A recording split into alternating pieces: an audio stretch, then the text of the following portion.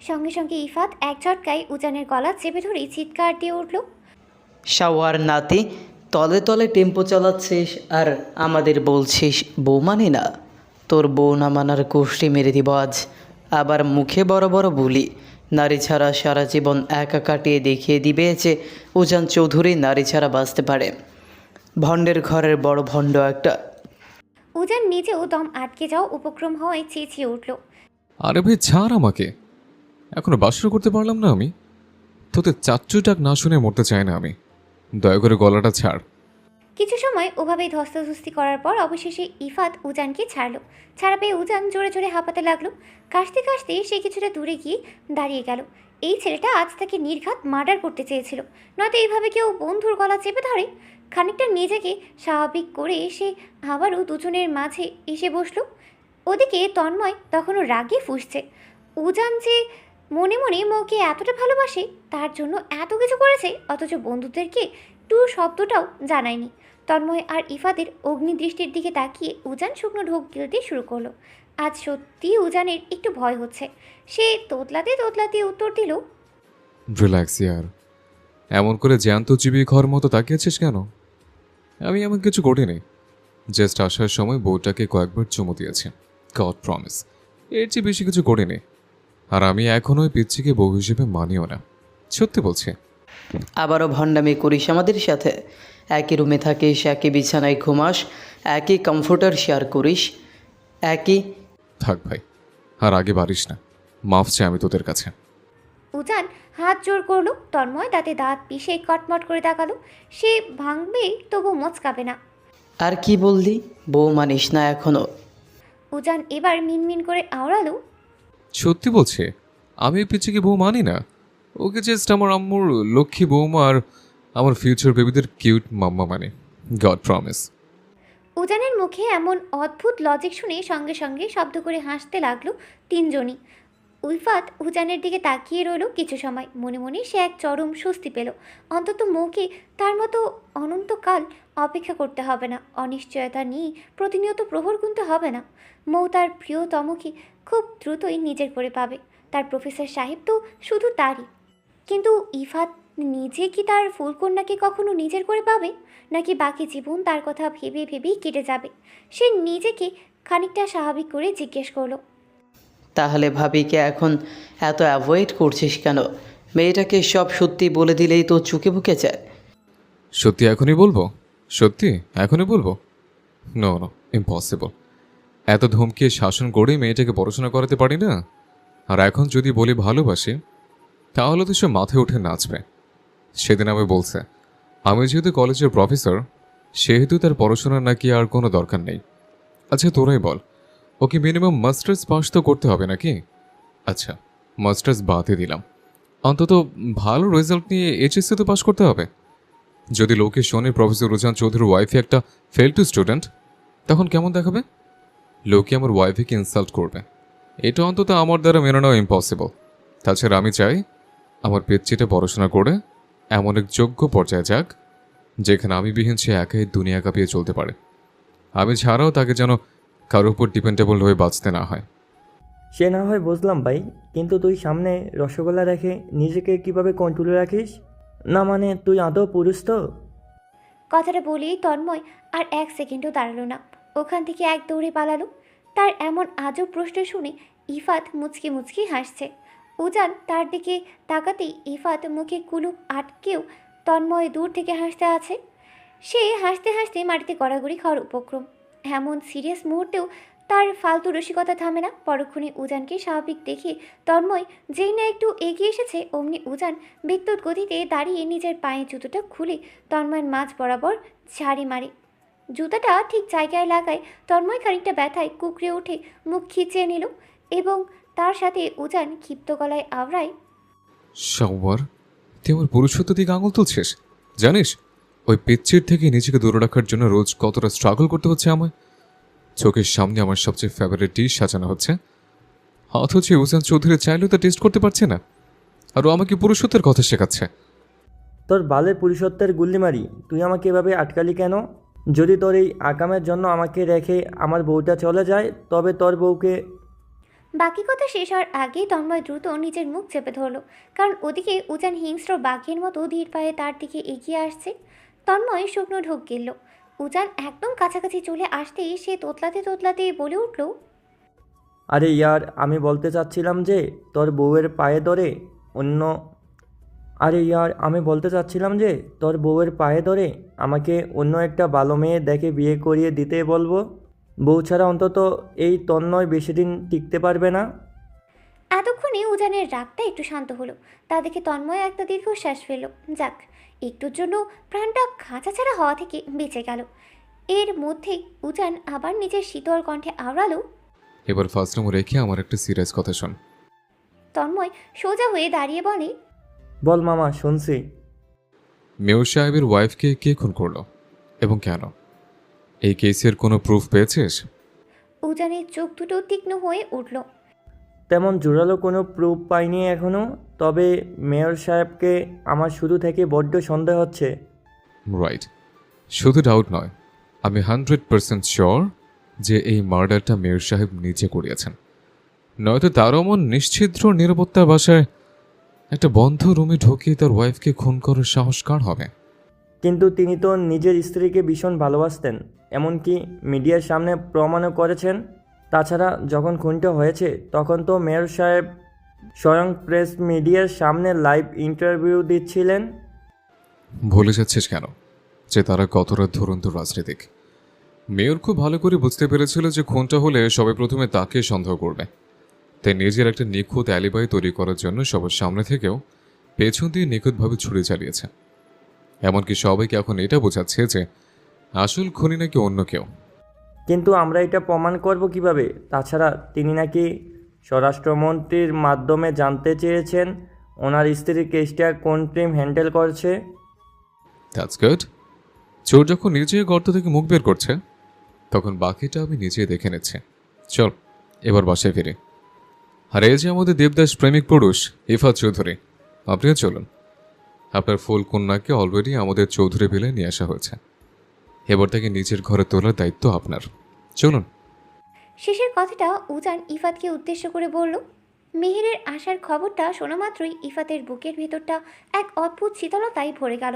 অতি দ্রুত সবাই সেখান থেকে যার যার গাড়িতে উঠে গন্তব্যের উদ্দেশ্যে রওনা দিল।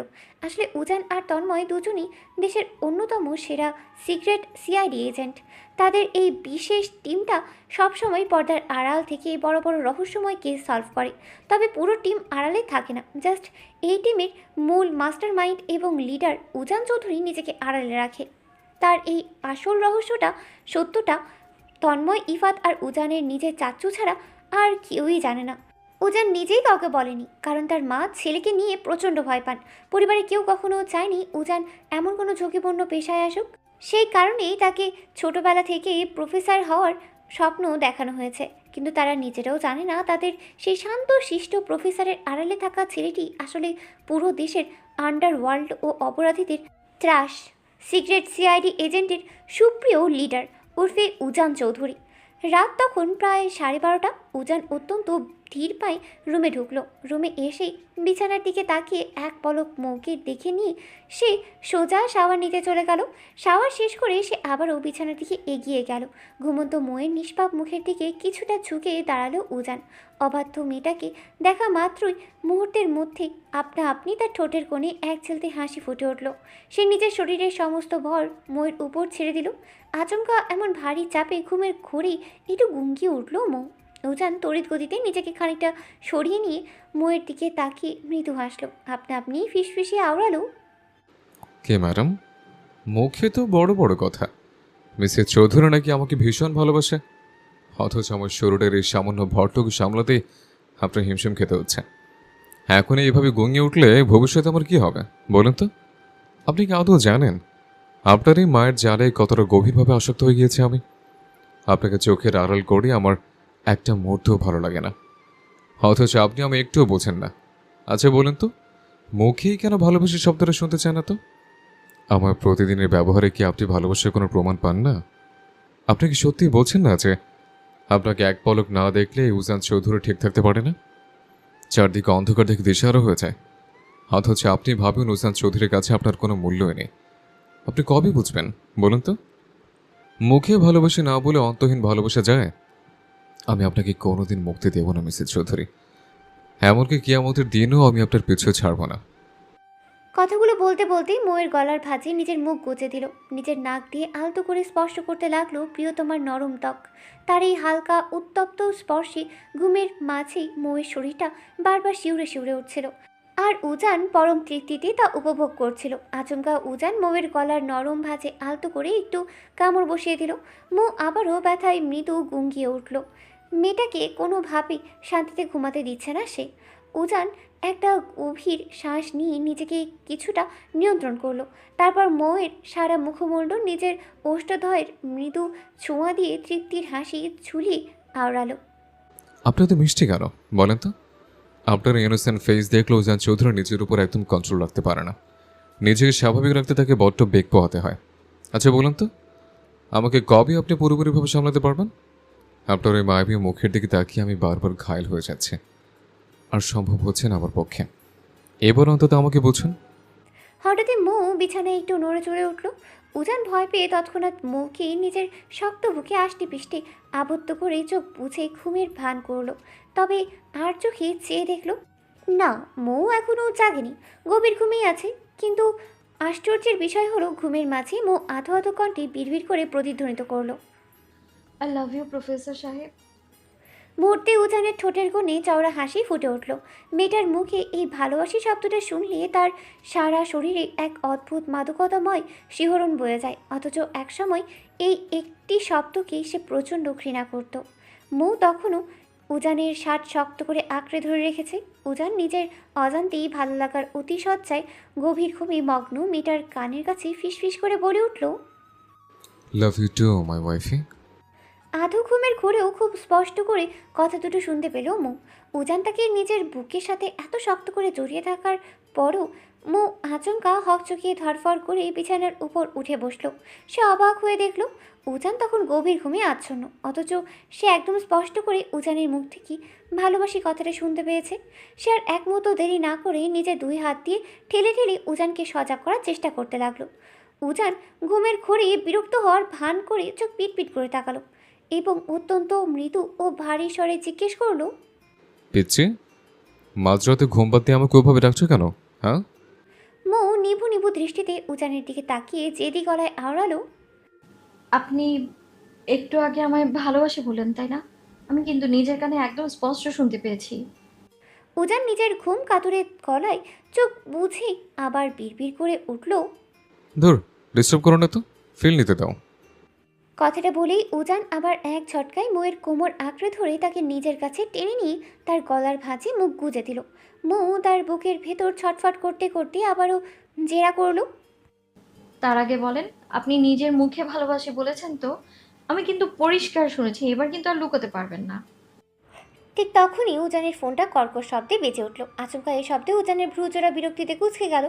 পার্সোনাল মুহূর্তে অন্য কারো হস্তক্ষেপ তার বরাবরই অপছন্দের। তার উপর রাতের এই প্রহরটা এখন বেশ গভীর।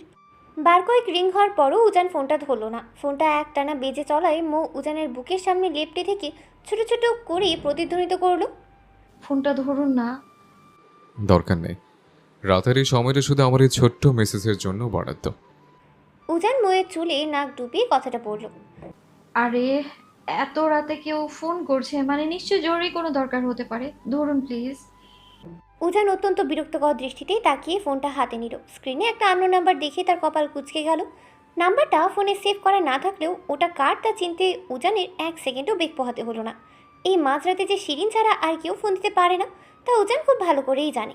এ নিয়ে কত শত নাম্বার যে সে ব্লক করলো তার কোনো ইয়াদটা নেই, কিন্তু নির্লজ্জ মেয়েটা যেন কিছুতেই তার পিছুই ছাড়ছে না। হঠাৎই উজানের মাথায় একটা চরম দুষ্টু বুদ্ধি খেলে গেল। ঠোঁটের কোণে প্রতিহিংসামূলক হাসি ঝুলিয়ে সে শিরিনের নম্বরে ডিরেক্ট ভিডিও কল ব্যাক করলো। অপরদিকে শিরিন এত রাতে খোদ উজানের কাছ থেকে ভিডিও কল পেয়ে খুশিতে একদম গদগদ। সে পরম আহ্লাদে যেই না ফোনটা রিসিভ করলো অমনি উজান ওপাশ থেকে এক হুঙ্কার দিয়ে উঠল, কালনাগিনীর বাচ্চা, এখনো তোর ওই বেশ্যাগিরি ছাড়বি না তাই না? তোকে কতবার বলেছি, ঘরে আমার বিড়ালের বাচ্চার মতো একটা মিষ্টি বউ আছে, তবুও তুই এখানে কুত্তার মতো আমার পিছু পিছু ঘুরছিস। উজান, জাস্ট শাট আপ। কেন বারবার বউ আছে অজুহাত দিয়ে আমার কাছে মিথ্যা বলছো? তোমার কি মনে হয় আমি এসব কিছু জানি না? আমি জানি তুমি এখনও বিয়ে করোনি। উজান আর এক মুহূর্ত সময় নষ্ট করলো না। সে ফোনের ক্যামেরাটা ঘুরিয়ে মৌয়ের দিকে তাক করলো। তারপর শিরিনের লাইভ ক্যামেরার সামনে মৌকে আষ্টে পিষ্টে নিজের চওড়া বুকে জড়িয়ে ধরলো। মৌ কিছু বুঝে ওঠার আগেই উজান তার কপালে গালে অজস্র গভীর চুমু এঁকে দিল। পরম মায়ায় তার গলায় নিচে মুখ গুজে দিল। ফোনটা বিছানার এক কোণে সোজা করে রেখে কর্কশ গলায় আওড়ালো, জাস্ট ওয়েট অ্যান্ড সি, আজ তোকে লাইভে আমাদের রোমান্স দেখাবো। উজান যেই না মৌয়ের সাথে ঘনিষ্ঠতা আরও একটু বাড়ালো, অমনি মৌ লজ্জায় ভয়ে নিজের চোখ মুখ শক্ত করে বুজে ফেলল। ভয় তার গলা শুকিয়ে কাট। সে জোরে একটা ঢোক গেল। মৌ মুখে মুখে যতই উজানকে ভালোবাসি ভালোবাসি বলে পাগলামি করুক না কেন, মানুষটা যখন এতটা কাছাকাছি আসে তখন তার ভেতরটা ভয় পেয়ে যায়। মুহূর্তের মধ্যে উজান মৌয়ের কোমর শক্ত করে আঁকড়ে ধরল। তার পুরুষালী ছোঁয়া ধীরে ধীরে আরও গভীর হতে লাগলো। উজান যখন তার ওষ্ঠের ছোঁয়া গলার নিচের দিকে নামিয়ে আনলো তখন মৌ লজ্জায় ব্যাকুল হয়ে তাকে ধাক্কা দিয়ে সরানোর আপ্রাণ চেষ্টা করলো। উজান তার ছটফটানির মাঝেও মুখোমুখি তাকিয়ে মুচকি হাসলো। সে আর একটু নিচে তাকিয়ে হতেই ওপাশ থেকে শিরিন নিজে কাঁপতে কাঁপতে ভিডিওটা কলটা কেটে দিল। নিজের চোখে দেখা এই দৃশ্য সে কিছুতেই বিশ্বাস করতে পারছে না। উজান বিয়ে করেছে, তাও আবার এত ছোট একটা বাচ্চা মতো মেয়েকে। মেয়েটা তো তাদের কলেজেই পড়াশোনা করে। এর আগে বেশ কয়েকবার উজানের কেবিনে ঢুকতেও দেখেছে সে, কিন্তু তারা যে আসলে হাজব্যান্ড ওয়াইফ তা শিরিনের দূরতম কল্পনাতেও ছিল না। মুহূর্তে যেন তার চারপাশের পুরো পৃথিবীটা অন্ধকার হয়ে গেল। এদিকে মৌ কোনোভাবেই উজানকে নিজের ওপর থেকে সরাতে পারছে না। সে খুব ভালো করে বুঝতে পারছে মানুষটা এই মুহূর্তে নিজের স্বভাবস্বরূপ গাম্ভীর্যের মধ্যে নেই। উজান আলতো করে নিজের ঠোঁট জোড়া মৌয়ের টোস্টটা ধরে ছোঁয়ানো মাত্রই মুখ খপ করে উজানের রেশমি চুলগুলো টেনে ধরলো। উজান চুলের টান লেগে খানিকটা ব্যথা পেলেও মুখে তা প্রকাশ করলো না, বরং দুষ্টুমি ভরা চোখে এক ভ্রু নাচিয়ে তাকালো। কি হলো মিসেস চৌধুরী? সামান্য ঠোঁটের স্পর্শ সহ্য করতে গিয়ে এমন হিমশিম খাচ্ছেন? আবার এই আমিটাকে নাকি ভালোবাসেন? শুনি যদি পুরুষটাকে সহ্য করা বিন্দুমাত্র ক্ষমতা আপনার না থাকে, তবে সারাদিন ওই ভালোবাসি ভালোবাসি বলে কেন চিল্লান? উজান চৌধুরী যদি একবার নিজের পুরো ভর আপনার উপর ছেড়ে দেয়, তবে তা সামলানোর ক্ষমতা আগে নিজের মধ্যে তৈরি করুন, বুঝলেন? মৌ ফ্যাল ফ্যাল করে উজানের মুখের দিকে তাকিয়ে রইল। উজান এবার তাকে আর বেশি না ঘাবড়িয়ে দিয়ে আলতো করে নিজের চওড়া বুকের সাথে আষ্টে পৃষ্ঠে জড়িয়ে শান্তভাবে চোখ বুঝে নিল। এতক্ষণে ময়ের বুকের ধুকপুকানি একটু কমলো। সে খানিকটা স্বাভাবিক হলো। কিছুক্ষণের মধ্যে চারপাশ শান্ত হয়ে এলে মৌ ভাবল উজান বুঝি ঘুমিয়ে পড়েছে। সে সুযোগ বুঝে পরম মায়ায় উজানের ধারালো থুতনিতে নিজের ঠোঁট ছুঁয়ে আলতো করে একটা ছোঁয়া দিল। আর ঠিক তখনই উজানের সেই গম্ভীর ও ভারী কণ্ঠস্বর অন্ধকার কক্ষে ভেসে এলো। সাবধান মিসেস চৌধুরী, রাত বিরেতে বরের সাথে এমন চুরি করে দুষ্টুমি করা কিন্তু উজান চৌধুরীর একদম মেনে নেবে না। উল্টো কোন মুহূর্তে যে আপনার বড় বিপদ হয়ে যাবে বুঝতেই পারবেন না। কথাটা শোনা মাত্রই মৌ লজ্জায় লাল হয়ে খপ করে উজানের শার্টের বুকটা আঁকড়ে ধরে মুখ লুকালো। মনে মনে ভাবলো এই মানুষটা কিভাবে যে না ঘুমিয়েও ঘুমানোর ভান ধরে মানুষ কীভাবে ঠকাতে পারে সে কিছুতেই ভেবে পায় না। এভাবেই মনের ভিতর এক রাশ মিষ্টি অনুভূতির দোলাচল নিয়ে দুজনকে জড়িয়ে ধরে নিশতি রাতে ঘুমের দেশে তলিয়ে গেল। উন্মুক্ত গায়ে বিছানার সাথে লেপটে শুয়েছিল উজান। মাত্র ঘুম ভাঙা অবস্থায় অবচেতন মনে সে পাশে হাত বাড়ালো, কিন্তু পরক্ষণই এক ঝটকায় লাফিয়ে উঠল সে। পাশে মৌ নেই। মেয়েটা এত সকালে কোথায় গেল সে কিছুই বুঝতে পারছে না। জানলার বাইরে তাকিয়ে দেখলো বাইরে এখন অনেকটা বেলা হয়েছে।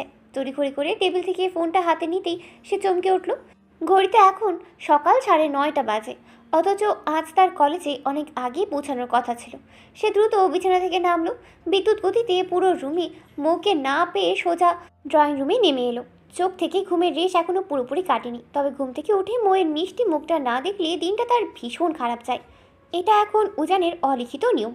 কিন্তু এসে দেখলো ড্রয়িং রুমেও মৌ নেই। সে আবারও উপরে গিয়ে মেহেরের রুমে উঁকে দিল, কিন্তু সেখানেও কেউ নেই। এতে প্রচণ্ড বিরক্ত ও ক্ষিপ্ত হলো উজান। এভাবে প্রায় পুরো বাসা খুঁজে ফেললো সে, কিন্তু কোথাও ময়ের দেখা নেই। অতপর মুড অফ করে সে কিচেনে ঢুকলো। সেখানে মা, চাচি আর ভাবি রান্না করছেন। রান্নার কাজ প্রায় শেষের দিকে। উজান সোজা ভাবি তুবার কাছে এগিয়ে গেল। তুবা উজানকে ওভাবে খালি গায়ে দেখে হালকা হাসলো। এই সাত সকালে সেটা সবার সামনে খালি গায়ে হাঁটাহাঁটি করছে, অথচ এই উজান চৌধুরীর কিনা কখনো শার্ট ছাড়া রুম থেকে এক পাও বাইরে রাখতো না। উজান একদম স্বাভাবিক গলায় প্রশ্ন করলো, ভাবি, আমার বউ কই গো? তুবা যেন আকাশ থেকে পড়লো। ছেলেটার এমন হুটহাট আচরণ তাকে বারবার অবাক করে। উজানের প্রশ্নের সরাসরি জবাব না দিয়ে তুবা মুচকি হাসতে হাসতে বলে, তার আগে বলো, তুমি এই সকাল সকাল খালি গায়ে এভাবে কেন হারছো? সেটা তোমার যাকে গিয়ে জিজ্ঞেস করো। এখন বলো, আমার বউ কই? সকাল সকাল বউয়ের মিষ্টি মুখটা না দেখলে ওজান চৌধুরীর দিনটা মোটেও ভালো যায় না। তুবা আবারও হাসলো। উজানের মুখে এমন অকপট স্বীকারোক্তি শুনতে তার বেশ ভালোই লাগছে, তবে সে এখন যে উত্তরটা দেবে তা শুনে উজানের মোটেও ভালো লাগবে না। তুবা আলতো হেসে বলল, ভাইয়া, তোমার দিন মনে হয় আজ খারাপই যাবে। উজান ভ্রুকুচকে জিজ্ঞেস করলো, বাট ওয়াই? তোমার বউ অনেক আগেই মেহেরের সাথে কলেজে চলে গিয়েছে। হোয়াট? আমার বউ ইফাতের বউ? হোয়াট? আমার বউ ইফাতের বউ? আই মিন মেহেরের বউর সাথে গেল কেন? আমার কাছ থেকে একটাবার পারমিশনের প্রয়োজন মনে করলো না? অবাধ্য মেয়েটা দিন দিন বড্ড বেশি অবাধ্য হয়ে যাচ্ছে। আম্মু, তুমি কাটকাওনি কেন? তোমরা কি সবাই ভুলে গেছো যে ওই পিচ্চিটা শুধু ওজান চৌধুরীর বউ? একদমই কথাগুলো বলে উজান থামলো। তার এই হুড়ুস্থুল কাণ্ড দেখে বড় ভাই আরিয়ান ধীর পায়ে কিচেনে ঢুকলো। সে খানিকটা রাগান্বিত হওয়ার ভান ধরে প্রশ্ন করলো, এতে এত রিয়্যাক্ট করছিস কেন ভাই? এমনিতেও তো তুই মৌকে বউ বলে মানিস না, তাহলে এত খোঁজ কিসের? উজান মায়ের দিকে তাকিয়ে নালিশ করে, আম্মু, তোমার বড় ছেলেকে চুপ করতে বলো, নয়তো এবার কিন্তু খুব খারাপ হয়ে যাবে। আরিয়ান শব্দ করে হাসলো। তারপর উজানের দিকে তাকিয়ে ঝুঁকে ফিসফিসিয়ে আওড়ালো, কি রে ভাই, তোদের মধ্যে রাতে কিছু হয়েছে নাকি? না মানে বউকে না দেখে চোখে মুখে যেন একদম খেয়ে হারিয়ে ফেলছিস, আবার এই খালি গায়ে কিচেন রুম পর্যন্ত চলে এসেছিস। এত বুদ্ধি কবে হলো তোমার ভাইয়া? বিয়ে করে বউ ঘরে তুলেছে, তার সাথে কিছু মিলছে না করলে তোমাকে বাবাও বলে ডাকবে কে? শোনে, শোনো, জাস্ট তোমাকে ওই ডাক্তার শোনানোর জন্য যা করার করব, এর থেকে বেশি কিছু ভাবার দরকার নেই। হুসেন চৌধুরী এত নির্লজ্জ নয়। বউ মানি না, তার সাথে আবার মাখামাখি করব? আমি ফুলের মতো পবিত্র। কথাটা বলে উজান নিজের মুখ ভাঙিয়ে গটগট করে ওখান থেকে চলে গেল। পিছনে সবাই শব্দ করেই হাসতে লাগলো। মৌ, তুমি শিওর তো তোমাকে পরীক্ষার সব প্রশ্ন আগে ভাগে এনে দিলে তুমি উজানকে আমার হাতে ছেড়ে দেবে? শিরিনের মুখে কথাটা শুনে মুখ খুশিতে একদম উৎফুল্ল হয়ে উঠল। সে চট করে শিরিনের কাঁধে হাত রেখে একগাল হাসলো। তারপর এদিক ওদিক তাকিয়ে নিভু নিভু দৃষ্টিতে ফিস করে বলল, শিওর মানে 100% শিওর ডাইনি? আই মিন সরি ম্যাম, আপনি যদি আমাকে পরীক্ষার সব প্রশ্ন এনে দিতে পারেন তবে আমার প্রফেসর সাহেবকে আপনার কাছে বন্ধক রাখবো, আমি সত্যি বলছি। হোয়াট? বন্ধক? বন্ধক মানে কি? আরে ম্যাম, আপনাকে এত কিছু জানতে হবে না তো। আপনি জাস্ট উজান স্যারকে নিজের করে পাওয়ার কথা ভাবুন আর আমায় ঝটপট প্রশ্নগুলো এনে দিন, ব্যাস। কিন্তু তুমি যে 2 দিন পর আবারও উজানকে আমার কাছ থেকে কেড়ে নেবে না, তার কি প্রমাণ আছে? শিরিন একটু সন্দেহ সুরে জিজ্ঞেস করলো। মৌ এবার কপালে হাত দিয়ে আক্ষেপের সুরে বলে, আমার দাদি ঠিকই বলে, এই যুগে সত্যি কথার কোনো ভাত নেই। আচ্ছা বলুন তো, এর জন্যে আমার কোথায় সাইন করতে হবে? তাসফিয়া মৌ কখনো মুখের কথার খেলাপ করে না, বুঝলেন? শিরিনের মুখে সন্দেহ কেটে গেল। সে হেসে বলল, ওকে ডান, তোমায় আমি বিশ্বাস করলাম, তাহলে আজ থেকে উজান শুধু আমার, রাইট? মৌ মনে মনে দাঁত কিরমির করে উঠল। রাক্ষসী বলে কি, 3 কবুল বলে জামাই বানালাম আমি, আর ও ডাইনি বলছে আজ থেকে উজান চৌধুরী নাকি ওনার। শখ কত! আমার দুলহার দিকে তাকালে না তো চোখ আমি এক টেনে উপরে ফেলবে, একদম ব্যাত। মনে মনে কথাগুলো বিড়বিড় করে বললেও মুখে এক কৃত্রিম হাসি ফুটিয়ে রাখলো মৌ। আর এই হাসি দেখে শিরিন ভ্রু কুচকে জিজ্ঞেস করে, কিছু বললে মৌ? না না ম্যাম, কিছু বলিনি তো। মৌ জিভ কেটে কাচুমাচু হাসলো। ঠিক তখনই উজান গটগট করে হেঁটে তাদের সামনে এসে দাঁড়ালো। সে মৌয়ের দিকে চরম তীক্ষ্ণ ও সন্দেহী দৃষ্টিতে তাকিয়ে রইল কিছু সময়, কিন্তু মৌ সেসবের বিন্দুমাত্র পাত্তা দিলই না।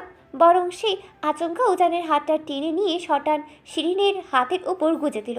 বউয়ের এমন অদ্ভুত কাণ্ডে উজান পুরোপুরি ভ্যাবাচেকা খেয়ে গেল। যেখানে অন্য কোনো নারীর ছোঁয়াও উজানের উপর পড়লেই মৌ সহ্য করতে পারে না, সেখানে আজ সে স্বয়ং উজানকে শিরিনের হাতে তুলে দিচ্ছে। পুরো ব্যাপারটা উজানের মাথার উপর দিয়ে গেল। সে চরম রাগান্বিত চোখে তাকিয়ে কড়া গলায় আওড়ালো, মিসেস চৌধুরী, আপনি কিন্তু নিজের লিমিট ক্রস করছেন।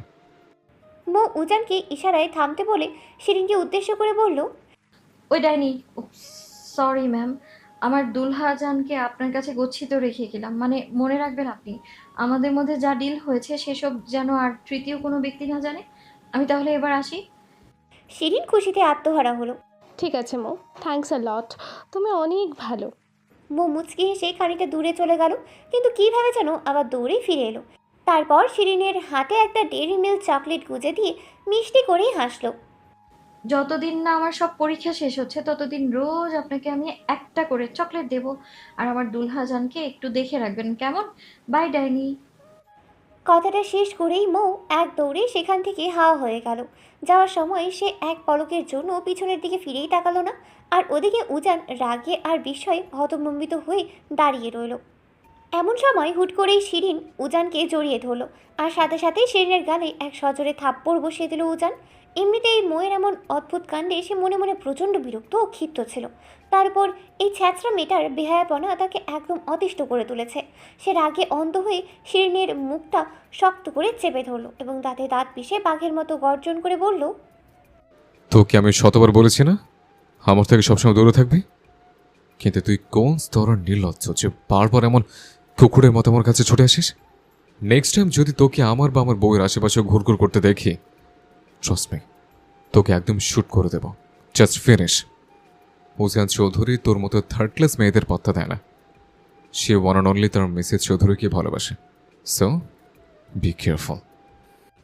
যেহেতু এই ঘটনা আর কথাবার্তাগুলো শিরিনের ব্যক্তিগত কেবিনের ঠিক আড়ালেই হচ্ছিল, তাই কলেজের অন্য কেউ তাদের এই রুদ্রমূর্তি আর বাগবিতণ্ডা দেখতে পেল না। শিরিন এক হাত দিয়ে নিজের গাল লাল হয়ে যাওয়া গালটা চেপে ধরে চরম অবাক ও অপলক দৃষ্টিতে তাকিয়ে রইল। এই অহংকারী ছেলেটাকে সে কোনোভাবেই নিজের বশে আনতে পারছে না, কিন্তু উজান চৌধুরীকে না পেলে যে তার চলবেই না। উজান তার দিকে আবারও এক তীক্ষ্ণ ও মার মুখী নজরে তাকিয়ে কড়া গলায় আওড়ালো, বাই দ্য ওয়ে, ওই পিচ্চিটা তোর সাথে কিসে ডিল করেছে? হ্যাঁ, সত্যিটা কি? আমি এখনো শুনতে চাই। শিরিন উজানের এমন ভয়ঙ্কর রূপ দেখে ভয় তোতলাতে তোতলাতে বলে, তো তো তো তেমন কিছু না উজান। আমি তোকে লাস্ট টাইম বলছি, পিচ্চি তোকে কি বলেছে তাড়াতাড়ি বল। উজান আরও একবার এগিয়ে এসে ধমকে উঠল। উজান তার দিকে এভাবে তেড়ে আসায় শিরিন ভয়ে একদম ঘাবড়ে গেল। তার চোখ মুখে তখন ভয় স্পষ্ট ফুটে উঠেছে, যা সিআইডি এজেন্ট উজানের তীক্ষ্ণ চোখ এড়াতে পারল না। সেই চোখ রাঙিয়ে তাকাতেই শিরিন তার কথা লুকাতে পারল না। তোকে লাস্ট ওয়ার্নিং দিলাম, এরপর ডিরেক্ট। বাকি কথা শেষ হওয়ার আগে শিরিন গড়গড় করে কাঁপতে কাঁপতে সব বলতে শুরু করলো। বলছি উজান, প্লিজ মেরো না আমায়। তোমার ওই বউ, আই মিন মৌ, তোমাকে আমার কাছে বন্ধক রেখেছে এবং এর বিনিময়ে আমার কাছ থেকে সব পরীক্ষার প্রশ্নপত্র আগে ভাগে চেয়ে নিয়েছে। এটাই ডিল হয়েছে আমাদের দুজনের মধ্যে। ট্রাস্ট মি, এর বাইরে আর কিছু নয়। হোয়াট? শিরিনের মুখ থেকে সত্যটা শোনার মাত্রই উজান পুরো করিডোর কাঁপিয়ে এক বিকট চিৎকার দিয়ে উঠল। বিচ্ছু মেয়ে তলাতলে এত বড় ফোন দিয়ে এটে বসে আছে। প্রশ্ন ফাঁসের লোভে নিজের বরকে অন্যের কাছে বন্দুক দিয়ে দিল। কথাটা ভাবতেই উজানের পুরো গা শিউরে উঠল। এখন সে বুঝতে পারছে সামনে পরীক্ষা থাকার পরেও মেয়েটা কেন দিনরাত অমন রিল্যাক্সে টই টই করে ঘুরে বেড়াচ্ছে। এই ধুরন্ধর মেয়েকে এখনই সাইজ না করলেই নয়। উজান নিজের কপালে হাত দিয়ে চরম হতাশায় বিড়বিড় করে উঠল, হোয়াট? শাশুর মেয়ে করছিটা কি? এই যে জামাইকে কেউ এক্সের কাছে বন্ধক দেয়? তুই কোন লেভেলে যাওয়ারও মেয়েকে বউ করেছিস সুজান? এর থেকে কচু গাছের সাথে ফাঁসি দিতে সেটাও ভালো ছিল। উজানের এমন কথাবার্তা শুনে শিরিনের মুখটা পুরো থমথমে হয়ে গেল। সে প্রচণ্ড ভয়ে এক পা দু পা করে পিছনের দিকে পিছিয়ে যেতে লাগলো। অমনি উজান খপ করে তার হাতটা চেপে ধরে চোখ রাঙিয়ে তাকালো। শাকচুন্নি এখনই পালাচ্ছিস কোথায়? তার আগে বল, আমার এই অবুজ আর নিষ্পাপ বউটাকে তুই এই কবুতে দিয়েছিস, তাই না? শিরিন আমতা আমতা করে, আমি আমি কেন তোমার বউকে এমন বুদ্ধিশুদ্ধি দিতে যাবো? হ্যাঁ, তোমার বউই তো নিজে থেকে আমার কাছে এসে সাধলো। এমনকি দুটো বিষয়ের প্রশ্নপত্র অলরেডি নিয়েও গেল। আর এখন তুমি সব দোষ আমার ঘাড়ে দিচ্ছ উজান। তোরই দোষ। আমার বউ না হয় অবুঝ, কিন্তু তুই কলনে কিনে আবার ঠ্যাংটা করে কীভাবে পরীক্ষার আগে প্রশ্ন দিলি? বিড়ালের বাচ্চার মতো বউটা আমার এমনিতেই পড়তে চায় না, এখন তোর জন্য একেবারে গোল্লায় যাবে। যদি আমার বউ পরীক্ষায় ফেল করে তবে তোকে নর্দমায় চুবাবো। কলনে কিনে নিজের দোষ ঢাকতে আমার নাবালিকা বউটার উপর দোষটা পাস। শিরিনকে ওখানে দাঁড় করিয়ে রেখে উজান এক টাকা দৌড়ে মোয়ের সন্ধানে রওনা হলো। পরীক্ষার আগের দিন প্রশ্ন ফাঁস হয়ে গেছে, আর সেটা কিনা প্রিন্ট করেছে প্রফেসরের ওয়াইফ। এই কথা জানাজানি হলে কি হবে? উজান আর কিছু ভাবতেই পারছে না। অস্থির মাথায় সে করিডোরের দিকে দ্রুত পা চালালো। এদিকে মো ক্লাসরুমে ঢুকেই খুশিতে সবার সামনে ধেই ধেই করে নাচতে শুরু করেছে। স্বামীকে বন্ধক দিয়ে যে এত বড় একটা মুশকিল আসান হয়ে যাবে সে তা ভাবতেই পারেনি। যে কাজটা উজানের হাত পা ধরেও করা সম্ভব হয়নি, সেটা ওই শিরিন ডাইনিকে দিয়ে কত সহজেই না হয়ে গেল। এখন অন্তত সে কোনো টেনশন ছাড়া বিন্দাস পরীক্ষা দিতে পারবে।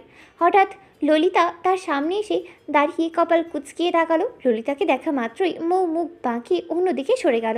এই মেয়েটাকে দেখলেই তার গা জ্বলে ওঠে, পুরো দিনটাই মাটি হয়ে যায়। অথচ যেখানেই যায় এই আপদটার সাথে দেখা হয়। ললিতা হাত গুটিয়ে বাঁকা গলায় প্রশ্ন করলো, পাগলের মতো ভাবে নাচছিস কেন মৌ? জামাইয়ের কথা মনে পড়েছে তাই নাচছি। আমার ইচ্ছে হলে আমি গাইবো, লাফাবো, তাতে তোর কি? হ্যাঁ, সর এখান থেকে ডাইনি একটা। এরপর মৌ গিয়ে নিজের বেঞ্চে ধাপ করে বসলো। তার এমন তাড়া মুখ উত্তর শুনে ললিতা একটু খুশি হতে পারল না, বরং তার মনে একরাশ ক্ষোভ ও হিংসা জমা হলো। ঠিক তখনই ক্লাসরুমের দরজা দিয়ে হুড়মুড়িয়ে ভিতরে ঢুকলো উজান। প্রফেসরকে এভাবে হঠাৎ ক্লাসে ঢুকতে দেখে সব ছাত্রছাত্রী তড়িঘড়ি করে সোজা হয়ে দাঁড়িয়ে গেল। এখন তো উজানের ক্লাস নেওয়ার সময় নয়, তবে সে কেন এই অসময়ে এলো তা কেউ বুঝতেই পারলো না। উজান কোনো দিকে না তাকিয়ে সোজা মোয়ের বেঞ্চের সামনে গিয়ে দেয়ালের মতো শক্ত করে দাঁড়িয়ে রইল। পিছন থেকে ললিতা আমতা আমতা করে প্রশ্ন করলো, স্যার, এনি প্রবলেম? উজান ললিতার দিকে এক পলকও না তাকিয়ে চরম বিরক্তকর কণ্ঠে উত্তর দিল, নো, সিট ডাউন। আর miss Tasfia Mou, please come to my cabin. উজানের গম্ভীর কণ্ঠের আদেশ শুনে মৌ মোটেও ভয় পেল না, বরং সে উজানের দিকে তাকিয়ে একদম 32টা দাঁত কেলিয়ে হাসলো। পুরো ব্যাপারটা বুঝতে না পারলেও সে খানিকটা আন্দাজ করতে পেরেছে যে উজান কেন এখন হন্য হয়ে এখানে ছুটে এসেছে। সে উজানকে বিন্দু মাত্র পাত্তা না দিয়ে নিজের চুলগুলো আঙ্গুল দিয়ে পিছনে উড়িয়ে বেশ ভাব নিয়ে বলল, সরি স্যার, আপনার সাথে আমি যদি এখন যাই তবে আমার বয়ফ্রেন্ড বড্ড রাগ করবে। সে একদমই চায় না যে আমি অন্য কোনো পরপুরুষের সাথে একা কোথাও যাই। মোয়ের মুখ থেকে এমন অদ্ভুত ও অভাবনীয় উত্তর শুনে উজান ভরা ক্লাসের মাঝখানে পুরো ভ্যাবাচেকা খেয়ে থমকে গেল। জীবনে সে অন্তত নিজের বইয়ের কাছ থেকে এমন বাঁশমার্কা উত্তর আশা করেনি। মোয়ের এমন আজব উত্তর শুনে ক্লাসের সবাই একজোরকেই হো হো করে হাসতে শুরু করলো। উজান নিজের রক্তচক্ষু নিয়ে পুরো ক্লাসের দিকে একবার তাকাতেই মুহূর্তের মধ্যেই পিনপতন নীরবতা নেমে এলো। সবাই একদম চুপ। উজান নিজের রাগ নিয়ন্ত্রণ করতে দাঁতে দাঁত চেপে আবারও বলল, মিস মৌ, আপনি কি ভদ্রভাবে আমার সাথে আমার কেবিনে যাবেন নাকি?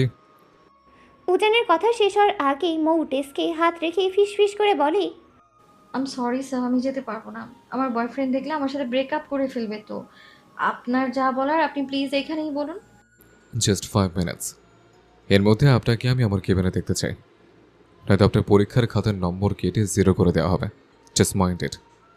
একদমই করা আলটিমেটাম দিয়ে উজান গটগট করে ক্লাসরুম থেকে বেরিয়ে চলে গেল। উজানে যাওয়ার দিকে তাকিয়ে মৌ একবার শুকনো ঢোক গেল। সে যাবে কি যাবে না তা নিয়ে গভীর ভাবনায় পড়ল। লোকটা বড্ড এক কথার মানুষ। যদি সত্যি সত্যি না যাওয়ার অপরাধে তার পরীক্ষার নম্বর কমিয়ে দেয় তখন কি হবে? কিন্তু অনেক ভেবে চিন্তেও মৌ শেষ পর্যন্ত কেবিনে গেল না, কারণ সে খুব ভালো করে জানে এখন উজানের কেবিনে একা একা গেলে তার উপর দিয়ে অনেক বড় ঝড় বয়ে যাবে। তার চেয়ে বরং বাসায় গিয়ে উজানের মান ভাঙানো অনেক সহজ। সেখানেই তার রাগ সামলাতে খুব বেশি বেগ পেতে হয় না। এই ভেবে সে মনকে সান্ত্বনা দিয়ে একদম রিল্যাক্স রইল। বিকেলের দিকে হসপিটালের সামনে এসে অটোরিকশা থামতেই মৌ আর মেহের দুজনেই নেমে পড়ল। আজ অনেকদিন পর তারা সাব্বিরকে দেখতে এসেছে। অবশ্য উজানকে এই ব্যাপারে কিছুই জানানো হয়নি, পুরো বিষয়টাই গোপন রাখা হয়েছে। কিন্তু অটোরিকশা থেকে নামতেই ঠিক পেছনের একটা গাড়ির অনবরত কর্কশ হর্ন শুনে মৌ মেজাজ হারিয়ে চেঁচিয়ে উঠল, কোন শয়তানের নাতিরে অমন কানের কাছে হর্ন দিচ্ছিস? তোকে একটা লাথি দিয়ে উগান্ডায় পাঠিয়ে দিব। বলতে বলতে যেমনি মো পিছনের দিকে তাকালো অমনি সে পুরো গ্যাস বের হওয়া বেলুনের মতো চুপসে গেল। উজান নিজের স্পোর্টস বাইকটার উপর ভর দিয়ে দাঁড়িয়ে আছে। মৌয়ের কলিজাটা যেন শুকিয়ে কাট। মানুষটাকে না বলে এত লুকিয়ে তারা এখানে এলো, অথচ সে কিনা ঠিক তাদের পিছনে এসে হাজির। উজানের চোখ মুখ দেখে স্পষ্ট বোঝা যাচ্ছে যে সে ভিতরে ভিতরে প্রচণ্ড রেগে আছে। উজান নিজের বাইকটা এক পাশে পার্ক করে 2 হাত বুকে বেঁধে মৌয়ের মুখোমুখি এসে দাঁড়ালো। তারপর একরাশ গাম্ভীর্য আর গম্ভীর স্বরে আওড়ালো, মিসেস চৌধুরী, কে যেন বলছিলেন আমায়? কাকে লাথি দিয়ে ওখানটা পাঠাবেন শুনি? মৌ জিভ কেটে কাঁদো কাঁদো মুখে তোতলাতে তোতলাতে বলল, আপনি? না না না, আমি আমি আপনাকে কিছু বলিনি তো। এই বলে সে ওখান থেকে এক দৌড়ে পালাতে চাইল, কিন্তু উজান চিল পাখির মতো ক্ষিপ্ত গতিতে খপ করে ময়ের নরম হাতটা শক্ত করে ধরে ফেলল। সে নিজের দাঁতে দাঁত পিষে কটমট করে তাকালো। উজান চৌধুরীর চোখ ফাঁকি দেওয়া এত বড় সাহস! স্বামী বন্ধক রেখে প্রশ্ন আউট করা, আবার এখন না বলে হসপিটালে চলে আসা। চল বাসায়, আজ তোমাকে খুব ভালো করে মজা দেখাচ্ছে। এরপর উজান এক প্রকার জোর করেই ময়ের হাত ধরে হসপিটালের ভিতরে ঢুকে পড়ল। মেহের এতক্ষণ চুপচাপ দাঁড়িয়ে পুরো দৃশ্যটা দেখছিল। এবার সেও মুছিয়ে হাসতে হাসতে তাদের পিছু পিছু হাঁটতে লাগলো। উজান করিডোর দিয়ে যাওয়ার সময়ও কটমট দৃষ্টিতে তাকিয়ে মৌকে ইচ্ছে মতো শাসিয়ে যাচ্ছিল, যা দেখে মেহের নিজের ঠোঁট চেপে হাসি সামলানোর আপ্রাণ চেষ্টা করছিল। কিছুক্ষণের মধ্যেই তারা সাব্বিরের কেবিনের একদম সামনে চলে এলো। কেবিনের দরজার হাতল ধরার ঠিক আগ মুহূর্তে উজান হঠাৎ ঘুরে দাঁড়িয়ে অত্যন্ত কড়া গলায় ফিসফিস করে প্রতিধ্বনিত করলো, একদম চুপচাপ ভেতরে ঢুকবে আর সাধারণ সৌজন্যবশত সাব্বিরকে ভালো মন্দ জিজ্ঞেস করবে। ভুলেও যদি তাকে জড়িয়ে জড়িয়ে ধরেছ, তবে সোজা নিয়ে গিয়ে তেঁতুল গাছে উল্টো করে ঝুলিয়ে রাখবো। Just mind it Mrs Chowdhury. কে শুনে কার কথা? সঙ্গে সঙ্গে উজানের কড়া নিষেধাজ্ঞা সত্ত্বেও কেবিনে ঢোকার পরে মৌ তার হাত থেকে নিজেকে ছাড়িয়ে এক দৌড়ে সাব্বিরের কাছে চলে গেল। সাব্বির তখন মাত্রই বিছানায় আছোয়া অবস্থায় বসেছিল। অমনি মৌ আচমকা এসে তাকে চাপ দিয়ে জড়িয়ে ধরল। মেয়েটার এমন আকস্মিক কাণ্ডে সাব্বির পুরোপুরি ভ্যাবাচাকা খেয়ে গেল। সে ভয়ত চোখে সরাসরি উজানের দিকে তাকালো। এই জড়িয়ে ধরার অপরাধী উজান তাকে এই দম বন্ধ করা হসপিটালে পাঠিয়েছে, আর আজ এখানে এসেও মেয়েটা একই কাণ্ড ঘটালো। উজান নিজের রক্তচক্ষু নিয়ে তাদের দিকে তাকিয়ে রইল। তার চোখ দিয়ে যেন আক্ষরিক অর্থেই আগুন ঝরছে। মৌ যদিও অবশ্য উজানের এই রুদ্রমূর্তি দেখেও না দেখার ভান করে মুচকি হাসলো। তারপর এক গাল হেসে সাব্বিরকে উদ্দেশ্য করে বলে উঠল, ওগো, তুমি কেমন আছো গো? ময়ের মুখে এইটুকু কথা শুনে সাব্বিরের গলায় যেন খাবার আটকে বিষম খাওয়ার উপক্রম হলো। সে মনে মনে ভাবল, খানিকটা সুস্থ হয়ে মাত্রই বিছানায় উঠে বসেছে সে, আর এখন এই মেয়েটা নিশ্চয়ই তাকে পুরোপুরি মার্ডার করতে এসেছে। নয়তো কেউ নিজের বরের সামনে এমন কথা বলে? পাশেই সাব্বিরের মা বসে আছেন বলেই মৌ হয়তো উজানকে অতটা পরোয়া করছে না। আর ওদিকে উজানের এমন বেহাল দশা দেখে মেহের এক কোণে দাঁড়িয়ে নিজের ঠোঁট চেপে হাসছে। মৌ আবার ন্যাকামি মেশানো গলায় বলা শুরু করলো, কি গো, তুমি আমার সাথে কথা বলবে না? টেনশন নিও না, আমি যখন এসে পড়েছি তখন তোমাকে। তার বাকি কথা শেষ হওয়ার আগেই উজান বিদ্যুৎ গতিতে এগিয়ে এসে সকলের সামনেই এক ঝটকায় মুখে নিজের শক্ত বুকে টেনে নিল। প্রফেসরের এমন আকস্মিক কাণ্ডে কেবিনে থাকা সবার চোখ চড়ক গাছ হয়ে গেল। মৌ অবশ্য মনে মনে খানিকটা আন্দাজ করেছিল যে এমন কিছু একটা হতে পারে। সে খুব ভালো করে জানে উজান তাকে নিয়ে কতটা সেন্সিটিভ। অন্য কোনো পুরুষ তো দূর, নিজের ভাইয়ের সাথেও সে মৌকে সহ্য করতে পারে না। কিন্তু মৌ সহজে পিছিয়ে যাওয়ার পাত্রী নয়। সে রাগান্বিত কণ্ঠেই প্রতিধ্বনিত করে, এই রাক্ষস লোক, ছাড়ুন আমায়। আপনি কে? হ্যাঁ, আপনি জানেন না একটা মেয়ে মানুষের গায়ে তার অনুমতি ছাড়া টাচ করতে নেই? ছাড়ুন আমায়, ছাড়ুন বলছি। ততক্ষণে উজানের ধৈর্যের বাঁধ ভেঙে গেছে। সে আর কোনো কথা না বাড়িয়ে এক ছটকায় মুখের নিচে চওড়া বুকে তুলে নিল। যেভাবে ঝড়ের গতিতে সে কেবিনে এসেছিল ঠিক সেভাবেই ওখান থেকে বেরিয়ে যেতে যেতে কড়া গলায় আওড়ালো, শাশুড়ির মেয়ের দেখছি দিন দিন সাহস বড্ড বেড়ে যাচ্ছে, তাই না? জাস্ট ওয়েট, বাসায় চল আজকে। বাসায় গিয়ে খুব ভালো করে দেখাচ্ছি এই সাহস কোথায় গিয়ে থাকে। মৌ উজানকে নামানোর জন্য তার পিঠে এলো পাথারি থাপ্পড় মারতে লাগলো। নিজের বড় বড় নখ দিয়ে খামচে ধরলো, তবুও উজান তাকে এক চুলও ছাড়ল না। হসপিটালের করিডোরে থাকা সাধারণ মানুষ ও স্টাফরা হাঁ করে তাদের এই কাণ্ড দেখছিল। ঠিক তখনই পরিস্থিতি বেগতিক দেখে মৌ চিৎকার করে উঠল, কেউ বাঁচান আমায়, আমায় এই খাটাস লোকটা কিডন্যাপ করে নিয়ে যাচ্ছে। Help, please please please help me. ময়ের চিৎকার শুনে হসপিটালের দুজন লোক এগিয়ে এসে হুট করে উজানের সামনে পথ আটকে দাঁড়ালো। উজান এতে প্রচণ্ড বিরক্ত ও ক্ষিপ্ত হলো। সে নিজের দাঁতে দাঁত পিষে কটমট করে। আমি কোনো কিডন্যাপার নই। এটা আমার তিন কবুল বলে বিয়ে করে নিজের বৈধ বউ। শালি প্রচণ্ড পাঁচি আর 13 মুখা হয়েছে, তাই ওকে আজ একটু শিক্ষা দিতে নিয়ে যাচ্ছি। আর এখন যদি কেউ আমার পথ আটকানোর চেষ্টা করেন তবে তার কপালে উজানের চওড়া শরীরের চাহনি দেখে বাকি কথা শেষ হওয়ার আগেই লোক দুজন চট করে পথ ছেড়ে সরে গেল। এরপর উজানও রাগে ফুঁসতে ফুঁসতে গটগট করে হসপিটাল থেকে বেরিয়ে গেল। এদিকে তারা চলে যেতেই সাব্বির একটা দীর্ঘশ্বাস ফেলল। যাক, একটা বড় সড়ো টর্নেডো তার ওপর দিয়ে চলে যায়নি ভেবেই সে একটু স্বস্তির নিঃশ্বাস ফেলল। ওদিকে মেহের এতক্ষণ নিজের পেটে হাতে হাসি চেপে রেখেছিল, কিন্তু উজানরা চলে যেতেই সেই এবার খিলখিল করে শব্দ করেই হেসে উঠল। তাকে ওভাবে হাসতে দেখে সাপের ধমক দিয়ে উঠল। সাথে সাথেই মেহেরের হাসি উধাও হয়ে গেল। সে চুপ মেরে গেল। মেহের ভ্রু কুচকে জিজ্ঞেস করলো, ভাইয়া ওভাবে ধমক দিলে কেন? এখন কি আমি একটু হাসতেও পারবো না? বোন রে, তুই বুঝতে পারছিস না সামনে আমাদের জন্য কি ভয়ঙ্কর বিপদ অপেক্ষা করছে। রোহান ভাইয়া আজই বিদেশ থেকে দেশে ফিরছেন। এবার তুই একটু ভেবে দেখ, যদি ভাইয়া কোনোভাবে জানতে পারেন যে ওনার আদরের ফুলের বিয়ে হয়ে গিয়েছে, তখন কি অবস্থাটা হবে? হোয়াট? তোমাকে কে বললো বড় ভাইয়া আজ আসছে? মেহের চিৎকার দিয়ে বলে, ভাইয়া প্লেনে ওঠার ঠিক এক মুহূর্তে আমার সাথে ফোনে কথা বলেছেন। এখন আমি এটাই ভাবছি যে কি হবে। আমরা তো ভাইয়ের কথা বিন্দুমাত্র না ভেবেই ওনার ফুলকে তার নিজের ভালোবাসার মানুষের হাতে তুলে দিলাম, কিন্তু এখন ভাইয়া এসে যখন সব জানবেন তখন কি হবে? আমিও কিছু বুঝতে পারছি না ভাইয়া, তবে এবার মনে হচ্ছে সত্যি খারাপ কিছু একটা হতে চলেছে। প্রায় ঘন্টা খানিকের পর উজান মোকে নিয়ে এসে বাসার সামনে নিজের বাইকটা থামালো। সে এতক্ষণ মেয়ের হাতটা লোহার মতো শক্ত করে আঁকড়ে ধরে রেখেছিল, যাতে মেয়েটা কোনো সুযোগে পালিয়ে যেতে না পারে। কোনো রকমে বাইকটা একপাশে স্ট্যান্ড করে রেখে যেমনই উজান মোকে নিয়ে ভিতরে সামনে এগোতে যাবে, অমনি মৌ সুযোগ বুঝে তার হাতে সজোরে এক কামড় বসিয়ে দিল। আচমকা এমন আকস্মিক কাণ্ড ঘটবে তা উজান ভাবতেও পারেনি, তাই পুরো ব্যাপারটা বুঝতে তার খানিকটা বেগ পেতে হলো। সেই সুযোগে মৌ তড়িৎ গতিতে উজানের হাত থেকে নিজেকে মুক্ত করে এক ছুটে বাসার ভেতরে প্রবেশ করলো।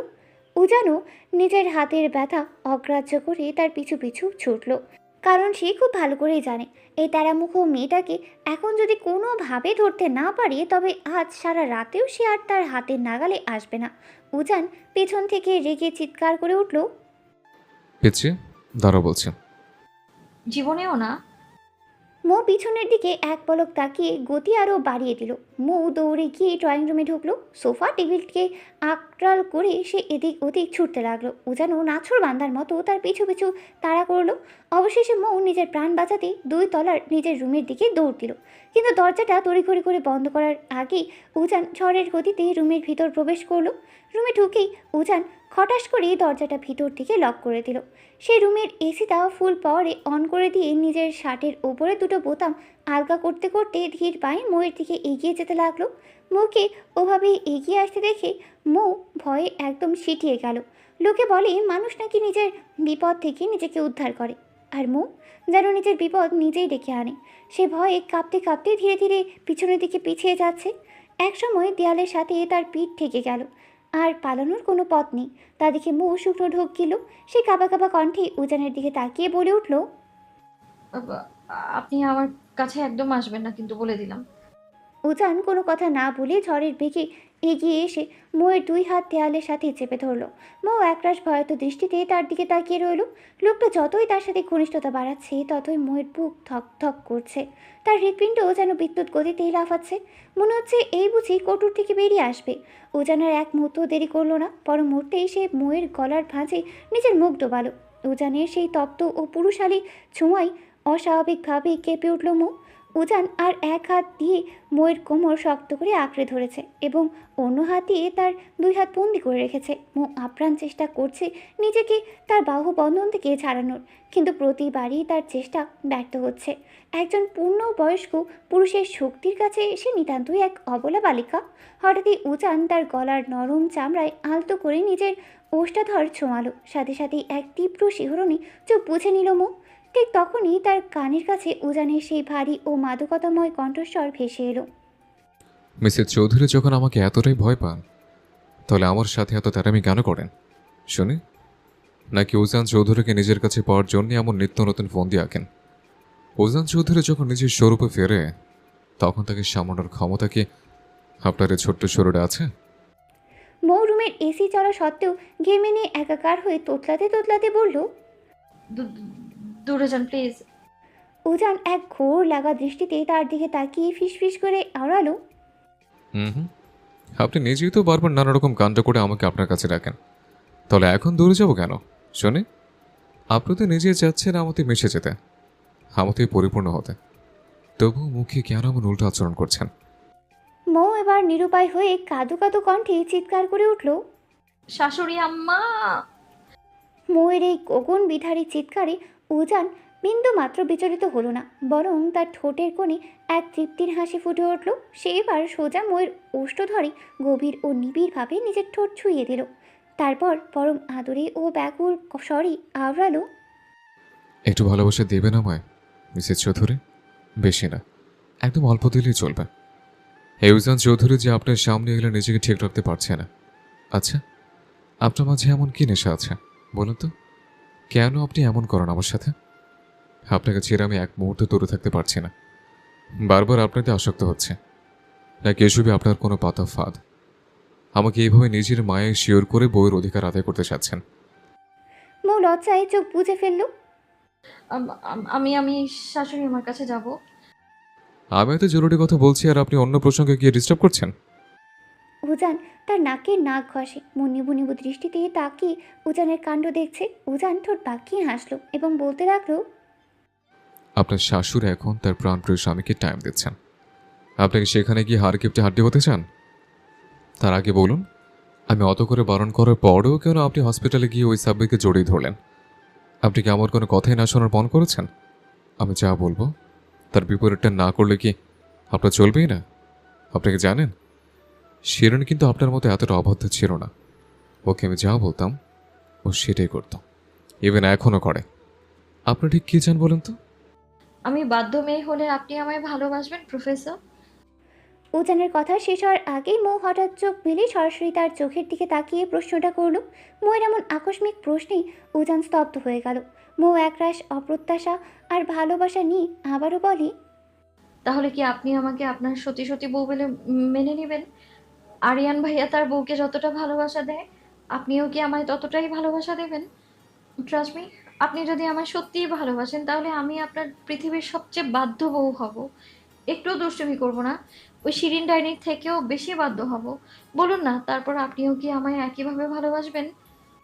মৌয়ের চোখে সেই নিষ্পাপ চাহনি আর ঠোঁটের আকুল আকুতি দেখে উজান যেন এক নিমিষেই তার সব রাগ ভুলে পাথরের মতো স্তব্ধ হয়ে দাঁড়িয়ে রইল।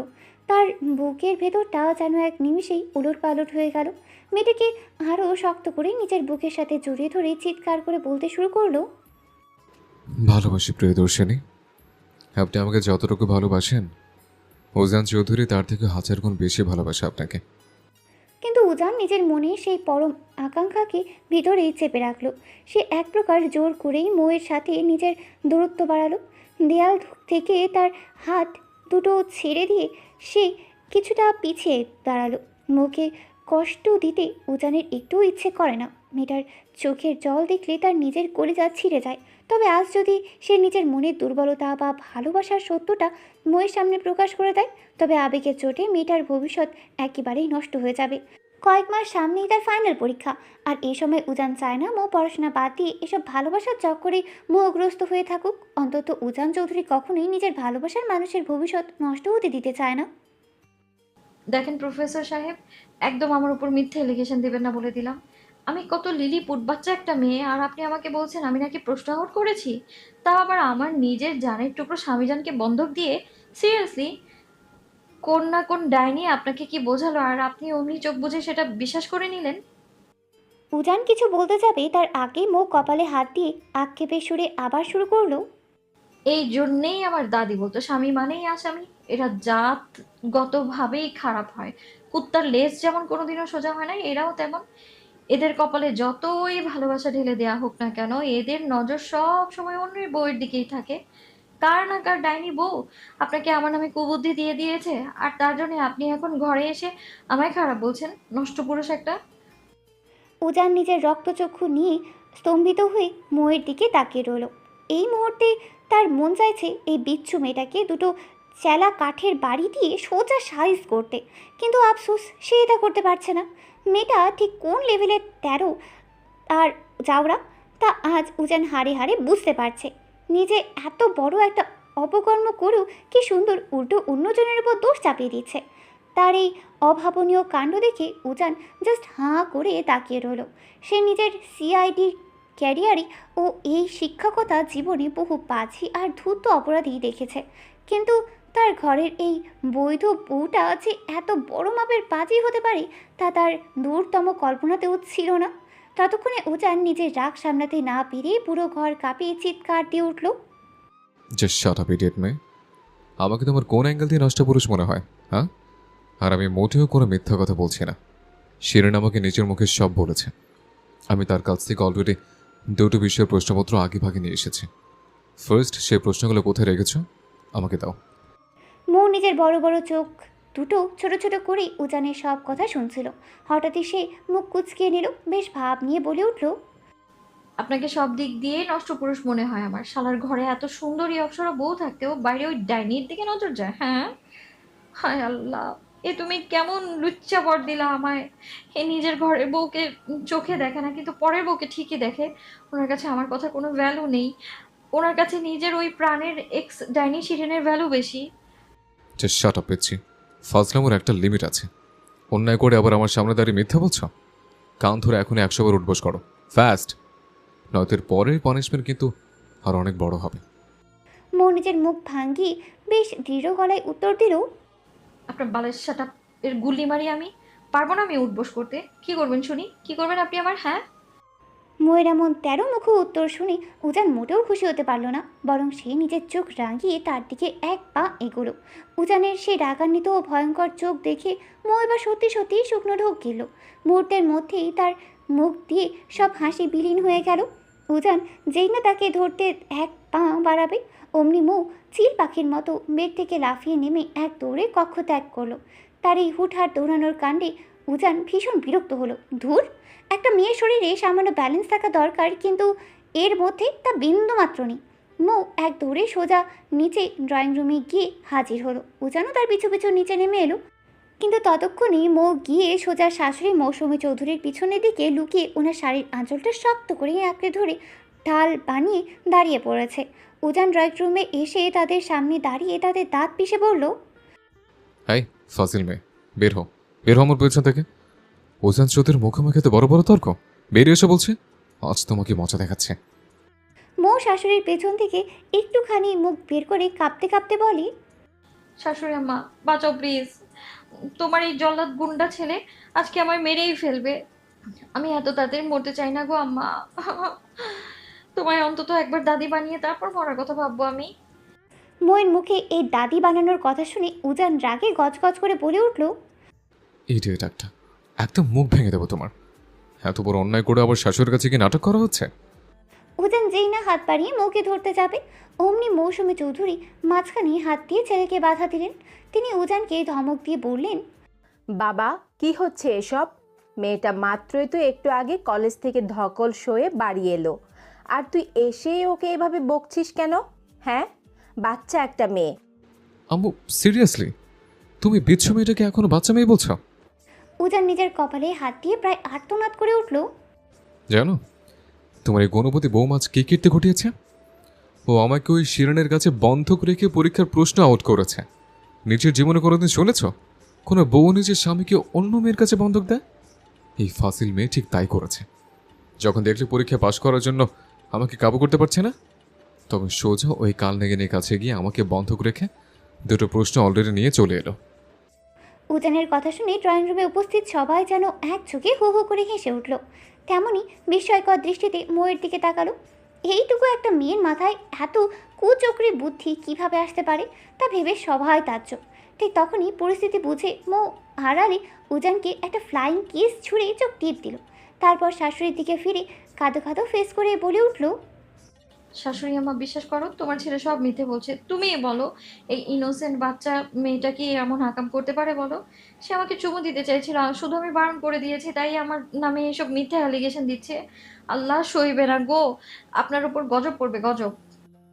মৌয়ের মুখে এমন অবলীলায় বানিয়ে বলা কথা শুনে উজান হতভম্ব হয়ে 2 পা পিছিয়ে গেল। বিষম খেয়ে কাশতে কাশতে সে প্রায় মেঝেতেই বসে পড়ার উপক্রম হলো। ঠিক তখনই কোথা থেকে ইফাত হন্তদন্ত হয়ে দৌড়ে এসে উজানের পাশে বসলো এবং তার কানে ফিসফিস করে, ভাই আমার ফুলকন্যা কোথায় রে? প্লিজ বল না কোথায় ও? মেহেরের নাম শুনেই উজানের সব রাগ গিয়ে পড়ল ইফাতের উপর। সে আর 1 সেকেন্ডও দেরি না করে নিজের পা থেকে জুতাটা খুলে সজোরে ইফাতের দিকে ছুঁড়ে মারল। ইফাত ভাগ্যবশত চট করে সরে যাওয়ায় ওটা গায়েই লাগেনি। ঠিক তখনই মৌ ইফাতের দিকে তাকিয়ে হাসতে হাসতে বলে উঠল, দুলা ভাই আপনার সে হসপিটালে আছে। আর এই যে আপনাকে এত বড় মিষ্টি খবরটা দিলাম, তার জন্য আসার সময় আমার জন্য 1 ডজন আইসক্রিম নিয়ে আসবেন, হ্যাঁ? ইফাত উজানকে আরও একটু রাগিয়ে দেওয়ার জন্য বাঁকা হাসলো। সে মুচকি হেসে মৌয়ের উদ্দেশ্যে আওড়ালো, ওকে ভাবিজান ডান। আমার 10টা না 5টা না, পিছিয়ে একটা মাত্র ভাবিজান। তার জন্য আইসক্রিম কেন, যা যা লাগবে আমি সব এনে দিব। উজান রাগে ফুঁসতে ফুঁসতে তেড়ে যেতেই ইফাত এক দৌড়ে সদর দরজা দিয়ে পালিয়ে গেল। উজান একবার সদর দরজার দিকে তাকায় তো আরেকবার মৌয়ের দিকে। পুরো ড্রয়িং রুমের পরিস্থিতি এখন তার হাতের বাইরে। তার মা ভাবি সহ বাড়ির সবাই হেসেই যাচ্ছে। উজান আর নিজেকে ধরে রাখতে পারল না। সে বিদ্যুৎ গতিতে এগিয়ে গিয়ে মৌয়ের একদম মুখোমুখি দাঁড়িয়ে তাতে দাঁত পিষে বলে, আইসক্রিমের ব্যাপারটা না হয় রুমে গিয়ে খুব ভালো করে দেখে নেছে, কিন্তু তার আগে সবার সামনে দাঁড়িয়ে কি বললে? আমি চুমু দিতে পারিনি বলে তোমার নামে মিথ্যা অ্যালিগেশন দিচ্ছে? Seriously Mrs Chowdhury? Just wait and see. কথাটা শেষ হওয়ার আগেই ড্রয়িং রুমে উপস্থিত সবার সামনে উজান এক ঝটকায় মুখে নিজের কাছে টেনে নিয়ে এক গভীর ও নিবিড় ছোঁয়া দিয়ে বসলো তার ওষ্ঠ জোড়ায়। আচমকা এমন এক অভাবনীয় ও লজ্জাজনক কাণ্ড ঘটবে তা মৌ নিজেও দূরতম কল্পনাতেও ভাবেনি। সে একদম পাথরের মতো স্তব্ধ হয়ে গেল। যখন সে চোখ মেলে দেখলো বাড়ির সবাই তাদের দিকেই হাঁ করে ট্যাপ ট্যাপ করে তাকিয়ে মুচকি মুচকি হাসছে, তার লজ্জায় মৌয়ের ইচ্ছে করছিল জীবন্ত মাটির নিচে ধসে যেতে। মনে মনে ভাবলো সে একটু বানিয়ে মিথ্যে বলেছে, তাই বলে এই জঙ্গলি লোকটা সবার সামনে এমন একটা কাণ্ড ঘটিয়ে বসবে। ওদিকে উজান মৌকে ছেড়ে দিয়ে বুক ফুলিয়ে পুরো ড্রয়িং রুমে সবার উদ্দেশ্যে বিজয়ী হাসিতেই আওড়ালো, চুমু তো সবার সামনে দিয়েই দিলাম, এবার অন্তত সবাই বিশ্বাস করো যে ফাসিল মেয়েটা সত্যি সত্যি নিজের বরকে বন্ধ রেখে প্রশ্ন আউট করেছে। আরিফুল চৌধুরী এবার অত্যন্ত গর্বের সাথে উজানের দিকে তাকিয়ে এগিয়ে আসলেন। ছেলের কাঁধে স্নেহের হাত রেখে তিনি মুচকি হাসলেন, বাপ, তুই সত্যি বলছিস নাকি বানিয়ে মিথ্যে বলছিস? সেসবে আমার কোনো ইন্টারেস্ট নেই। তবে তুই এখন সবার সামনে যে কাজটা করলি তাতে আমি বড্ড খুশি হয়েছি। এতদিনে তোকে দেখে মনে হয়েছে তুই আমার বাপকা বেটা। চালিয়ে যা বাপ, সফল তুই হবি একদিন। এই বলে তিনি মৌয়ের দিকে তাকাতেই মৌ যেন মেঝে দিয়ে দাঁড়িয়ে থাকা শক্তিটুকুও হারিয়ে ফেলল। তীব্র এক লজ্জা তাকে চারপাশ থেকে আসতে ফিসতে ঘিরে ধরল। সে আর এক মুহূর্ত ওখানে দাঁড়িয়ে না থেকে এক দৌড়ে নিজের রুমের দিকে পা বাড়ালো। ওদিকে উজান নিজেও সবার সামনে লজ্জায় মাথা চুলকাতে চুলকাতে মৌয়ের পিছু পিছু উপরে চলে গেল। গধূলি লগ্ন বিকেল। পশ্চিম আকাশে সূর্য ডোবার মহেন্দ্রক্ষণ। চারিদিক থেকে মৃদু শীতল বাতাস বয়ে আসছে, আর সেই বাতাসে পায়ে পা মিলিয়ে হেঁটে চলছে ইফাত আর মেহের। মেহেরকে হসপিটাল থেকে নিজের বাইকে করে নিতে এসেছে ইফাত। এই মেয়েটার পাশে থাকলে এক অন্যরকম অদ্ভুত ভালো লাগা কাজ করে ইফাতের মনে। সেই জন্য বাইক তন্ময়ের কাছে দিয়ে হেঁটে চলছে দুজন। ইফাত এক হাতে মেহেরের কলেজ ব্যাগটা নিয়ে পরম মুগ্ধতা মেশানো এক দৃষ্টিতে তার দিকে তাকিয়ে সামনে এগিয়ে যাচ্ছে। মেহের তখন আপন মনে স্ট্র দিয়ে ম্যাঙ্গো জুস খাচ্ছিল। এর ফাঁকে সে আর চোখে ইফাতের দিকে তাকালো। ইফাতের অমন অপলক চাহনি দেখে সে কিছুটা ইতস্ত করে প্রশ্ন করল, এভাবে হা করে তাকিয়ে আছেন কেন? ইফাত চোখ না সরিয়েই বলল, ভাবছি কি ভাবছেন? ভাবছি আমার এই মিষ্টি ফুলকন্যাকে বউ হিসেবে কেমন লাগবে। তার পাশে কি ইফাত চৌধুরীকে আদৌ মানাবে নাকি বাদরের গলায় মুক্তোর মালা হবে বলো তো? মেহের কথা শুনে খিলখিল করে হেসে উঠল। তার সেই হাসি মোহময় ঝলকে মুহূর্তের মধ্যে ইফাতের ঠোঁটের কোণেও চওড়া হাসি ফুটে উঠল, কিন্তু পরক্ষণেই মেহেরের ফুটফুটে মুখটা কেমন যেন মেঘাচ্ছন্ন হয়ে গেল। তার উজ্জ্বল মুখটা হুট করে কালো হয়ে যাওয়ার কারণ ইফাত ঠিক ধরতে পারল না। সে কপাল কুঁচকে নরম সুরে শুধালো, কি হলো ফুলকন্দা, হুট করে মুড অফ কেন হলো তোমার? মেহের একরাশ বিষণ্ণ চোখে ইফাতের দিকে তাকিয়ে অসহায় স্বরে আওড়ালো, কেন এত মায়া বাড়াচ্ছেন? কোনোদিন যদি তাকদির থেকে আপনি হারিয়ে যান, তবে আমি আপনাকে ছাড়া বাঁচব কিভাবে? ইফাত নিজের গভীর দৃষ্টি মেহেরের চোখের উপর স্থির করল। মেয়েটার কথার ভাঁজে ভাঁজে এক তীব্র সাইহীন অসহায়ত্ব লুকিয়ে আছে। সে যে ইফাতকে হারানোর ভয় পাচ্ছে তা ইফাত খুব ভালো করে বুঝতে পারল। মেহেরের মনে হচ্ছে ইফাত হয়তো তাকে কোনো এক মাঝ নদীতে একলা ফেলে চলে যাবে। সে জীবনে কখনো এত গভীর ভালোবাসা পায়নি, তাই হয়তো তার মনে হারানোর ভয়টাও বড্ড বেশি। চারপাশের কোলাহলের মাঝে ইফাত খুব স্লো ভয়েসে আওড়ালো, ফুলকন্যা একটু টাচ করতে পারি তোমায়?